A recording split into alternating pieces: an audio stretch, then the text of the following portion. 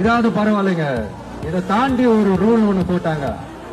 பஸ்ஸுக்குள்ளேயே இருக்கணுமா, பஸ் விட்டு வெளியில வரக்கூடாதா, கையை இவ்வளவுதான் தூக்கணுமா, இப்படியே வரணுமா. மக்களை பார்த்து சிரிக்காத, மக்களை பார்த்து கையை சிரிக்காத, இப்படியெல்லாம். நானும் என்னவோ ஏதோ நினைச்சேங்க. ரொம்ப காமெடியா இருக்குங்க. I'm just enjoying like anything.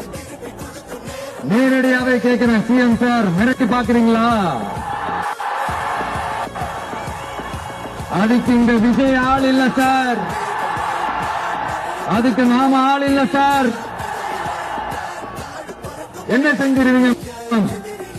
கொள்கைய சும்மா பேருக்கு மட்டும் வச்சுக்கிட்டு குடும்பத்தை வச்சு கொள்ளையடிக்கிற உங்களுக்கு இவ்வளவு இருந்தா,